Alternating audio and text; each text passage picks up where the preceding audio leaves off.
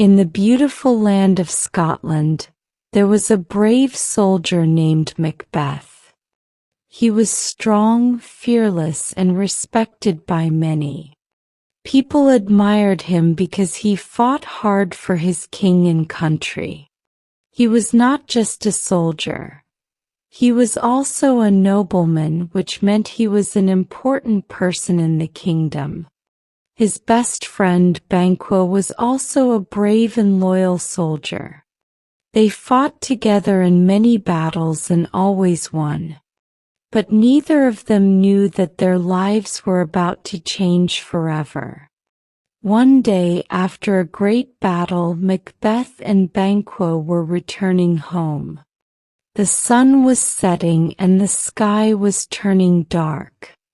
As they walked through a lonely and misty place, they suddenly saw 3 strange old women standing in the middle of the road. These women were witches. They had wrinkled faces, messy hair, and wore ragged clothes. Their eyes were dark and mysterious, and they smiled in a way that made Macbeth and Banquo feel uneasy. "Greetings, Macbeth," said the first witch in a whispery voice. "You are the Thane of Glamis." Macbeth nodded. He already held this title. Then the second witch spoke. "You will become the Thane of Cawdor." Macbeth frowned. This was confusing. Someone else was the Thane of Cawdor. The third witch then said, "You will be the King of Scotland." Macbeth's eyes widened in shock. How could he be king? The king was still alive. The witches then turned to Banquo. One of them said, "Banquo, you will not be king, but your children and their children will be kings in the future." Before Macbeth and Banquo could ask any questions, the witches disappeared into the air like smoke blown by the wind. Macbeth and Banquo stood in silence, their hearts pounding. What did these strange words mean? Were the witches telling the truth? Soon after, some messengers arrived with news from the king. They told Macbeth that King Duncan had given him the title of Thane of Cawdor because of his bravery in battle. Macbeth was shocked. The witches were right. If their first prophecy was true, maybe the last one would also come true. Maybe he would really become king. Macbeth could not stop thinking about it. He wanted to be king, but King Duncan was still alive. He knew he had to wait. But in his heart, a small seed of ambition had been planted, and it was growing fast. Macbeth wrote a letter to his wife, Lady Macbeth, and told her everything about the witches. When Lady Macbeth read the letter, she became very excited. She wanted her husband to be king quickly. He did not want to wait. He made a plan. That night, King Duncan was coming to their castle to stay for the night. Lady Macbeth told Macbeth, "This is your chance. If Duncan is dead, you will be king." At first Macbeth said no. He was a good man. He did not want to kill the king. Duncan was a kind and trusting ruler. But Lady Macbeth kept pushing him. She told him he was weak if he did not do it. She said, "If you really love me, you will do this. If you want to be king, you must act now." Finally, Macbeth agreed. He was scared, but his desire to be king was stronger.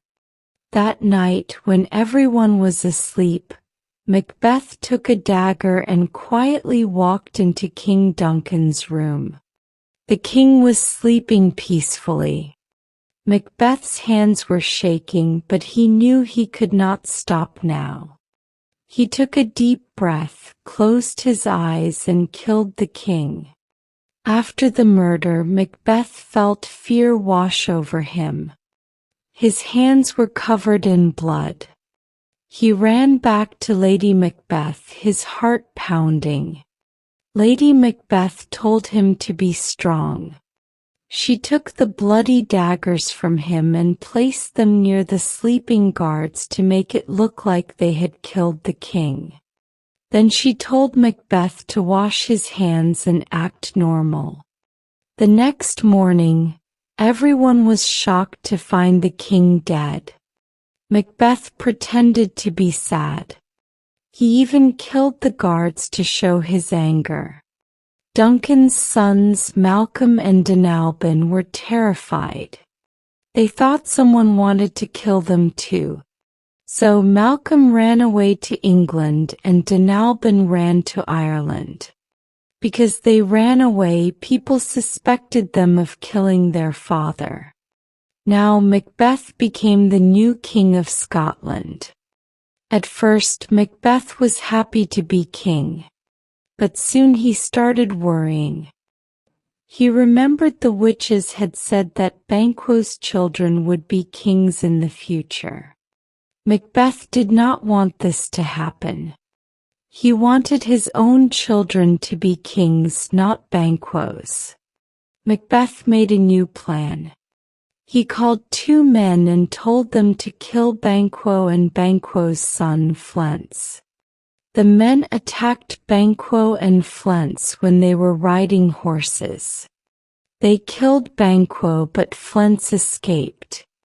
When Macbeth heard that Flens was still alive, he became more afraid. That night Macbeth had a big feast.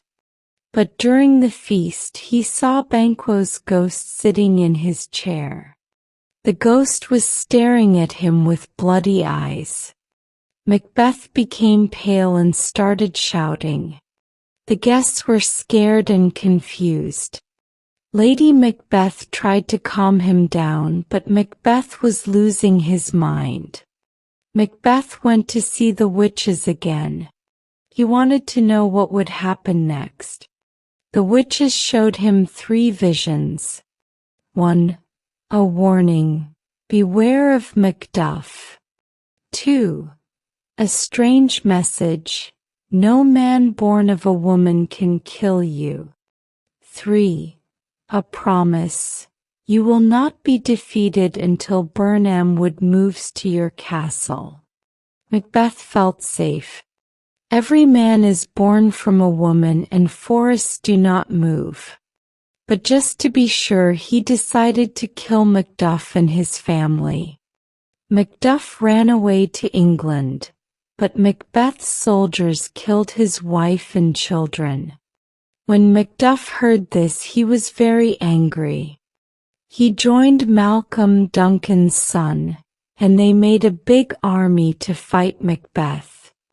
The soldiers cut down branches from Burnham Wood and used them to hide as they moved towards Macbeth's castle. From a distance it looked like the forest was moving. Macbeth saw this and became very scared. The witch's words were coming true. Macduff reached Macbeth and fought him.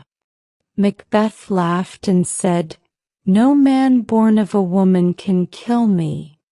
Macduff then said, "I was not born like other people. I was taken from my mother's stomach before birth." Macbeth realized the witches had tricked him. Before he could escape, Macduff killed him.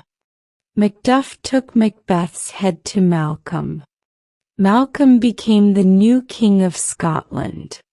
Peace returned to the land. The lesson of Macbeth's story. Macbeth wanted power, but he took the wrong path. His ambition made him a bad person. He killed innocent people and in the end he lost everything. His own fear and guilt destroyed him. This story teaches us that greed and bad choices can lead to a terrible end.